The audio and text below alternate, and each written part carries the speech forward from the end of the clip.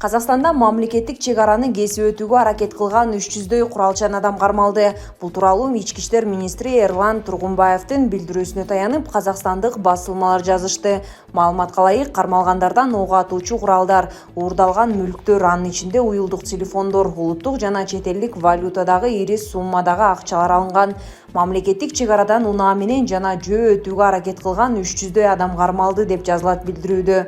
Ошондой эле 6-7 январь күндөрү демонстранттар Тараз жана Талдыкоргон шаарларында кылмышкерлер жайгашкан СИЗОну куралдуу басып алууга аракет жасашканы жана мындай аракеттердин бардыгына полиция кызматы тарабынан бөгөт коюлганы маалымдалат. Эске сала кетсек, Казакстанда нааразычылык акциялары бир нече күн мурун башталган. Жергиликтүү тургундар унаага куюлуучу газдын баасын арзандатууну талап кылып, өз шаарларынын көчөлөрүнө чыгышкан. Мындан улам коңшу өлкөдө өзгөчө абал режими киргизилип, өлкөнүн өкмөтү отставкага кеткен. Булак супер чекиткейчи. Казакстандагы башаламандык Нурсултан Назарбаевдин кызы жана күйөө баласы $200 миллион чыгымга учурады. Казакстандагы башаламандыкта коңшу өлкөнүн миллиардерлеринин байлыгы $3 миллиард кыскарды. Бул тууралуу америкалык Forbes басылмасы жарыялады. Ага ылайык Каспий чекиткейзи банктын директорлор кеңешинин төрагасы Вячеслав Ким жана ошол эле банктын башкармалыгынын төрагасы Михаил Ломтадзе ар бири $1 миллиард 4 миллион кол жууган. Мындан тышкары Казакстандын экс-президенти Нурсултан Назарбаевдин кызы Динара Назарбаева жана Тимур Кулебаев $200 миллион чыгымга учураган. Казак басылмаларынын алдын ала маалыматтарына караганда, башаламандыкта ишкерлер $215 миллион чыгымга учураган. Казакстандын 10 аймагында 1181 бизнес субъектиси жабыркаган. Булак супер чекиткейчи. Казакстан 6000ге жакын адам кармалды, арасында чет өлкөлүктөр бар. Казакстанда 5800 адам кармалды. Бул тууралуу өлкөнүн ички иштер министрлиги билдирди. Маалыматка ылайык, полициянын атайын антитеррордук операциясынын негизинде 5800дөн ашык адам кармалып, алардын баары көрсөтмө берип жатат. Алардын арасында чет өлкөлүк жарандар да болгон. Айрым кармалган жарандардан курал-жарак, эл аралык валюта жана ар кандай жабдыктар табылган. Ошондой эле өлкөдө туруктуулукту орнотуу үчүн дагы деле антитеррордук операция жүрүп жатат. Булак медиа центр чекиткейчи. Алматынын айрым райондорунда бөлкө нандын бир даанасы $100 чыкты. Алматы облусунун элиталык райондорунда бир даана бөлкө нандын баасы $100 чыкты. Бул тууралуу Спутник Казакстан кызматына жергиликтүү тургундар билдирген. Алардын айтымында алар дүйнөдөн такыр робочолонуп калган. Биздин райондо массалык башаламандык башталгандан бери азык-түлүк дүкөндөрү иштебейт. Сүт нан такыр жок болсо да бир даана бөлкө нан $100. Жашоочулар аны дагы сатып алууга даяр. Бирок ал дагы жетишсиз деп билдирген алматылык тургун. Булак медиа центр чекиткейчи. Алматыда кармалган адам кыргызстандык экенин айтты. Алматы облусунда күч органдары тарабынан кармалган адамдардын бири митингге Кыргызстандан учуп барганын айтты. Анын сурак учурундагы видеосун Казакстандын жалпыга маалымдоо каражаттары жарыялады. Видеодогу адамдын айтымында 1 январда белгисиз адам телефон чалып, митингге катышууну сунуштап, ал үчүн 90 000 теңге төлөп берерин билдирген. Мен Кыргызстанда жумушсуз болгонума байланыштуу макул болдум. 2 январда Алматыга учуп келдим. Мени бир Баатирге алып барышты. Ал жакта Тажикстан менен Өзбекстандын жарандары да бар болчу, деди ал. Ошондой эле митинг башталган учурда коркуп кайра Баатирге барганын айтты. Баатирде түнөп эртеси үйгө кетүүнү чечтим, бирок мени Самсы айылында аскерлер кармап алышты, деди кыргызстандык делген адам. Булак Баракелде Чекиторг.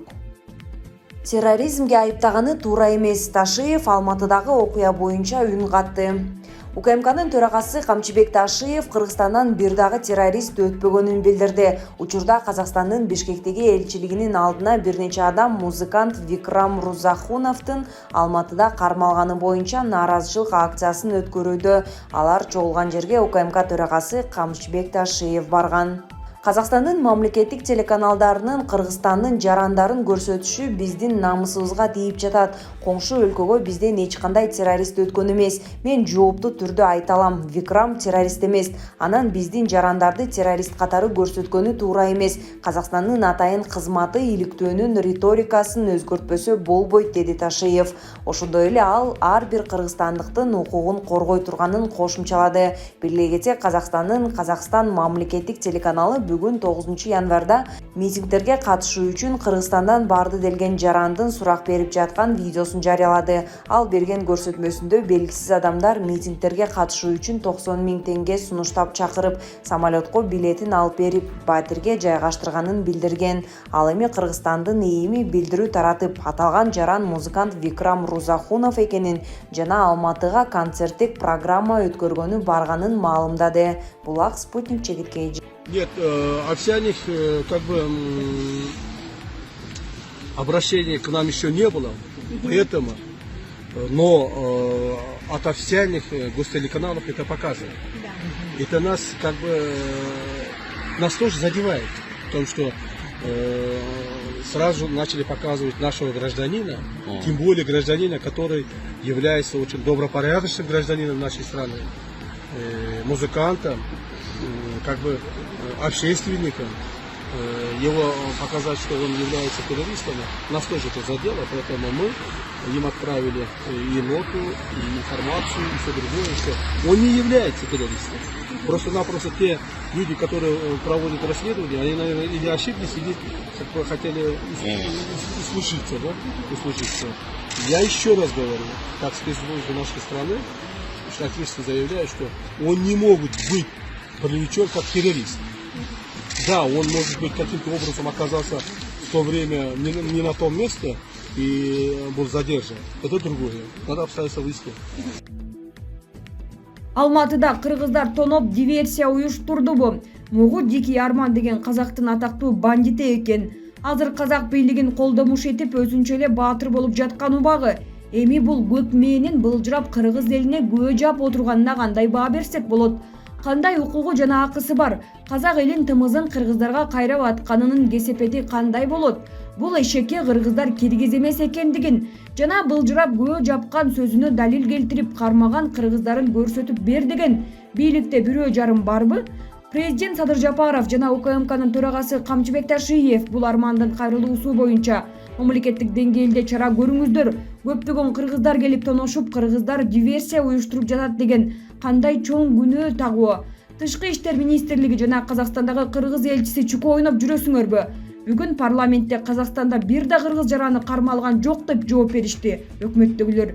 Дикий эмес балекет арман болсо да кыргыз элинен кечирим сурасын. Өзүлөрүнүн богуна кыргыздарды аралаштырбасын айбандар. Казакстандагы диверсияны да, талап тоноону да ушул арман өзү уюштурган. Асейин Саралаев. Москвада аэропортто уча албай калган казактарга кыргыз диаспорасы тамакташып жатканы айтылды. 7 январда Москва шаарынын Домодедово аэропортунда 2 суткадан бери Казакстанга уча албай аэропортто күн кечирүүгө аргасыз болуп жаткан жүргүнчүлөр тууралуу видео тарады. Жүргүнчүлөрдүн айтымында аларга ушундай оор кырдаалда жалгыз кол сунгандар кыргыздар болгон. 2 күндөн бери үйүмө учуп кете албай жатам. Авиакомпанияда Орусиядагы Казакстандын элчилиги да бир дагы телефон чалууга жооп бербей жатат. Азыр Бишкек аркылуу үйгө жетүүгө аракет кылып жатам. Казакстанда интернетти да өчүрүп коюшкандыгына байланыштуу. Үйдөгүлөргө да байланыша албай сарсанаа болуп жатабыз. Ушундай кырдаалда бир гана Москвадагы кыргыз диаспорасы кол сунуп, ысык тамак, аш, суу, жер жемиштерден өйдө алып келип колдоо көрсөттү дейт Гаухар аттуу жүргүнчү. Булак Супер чекит KG.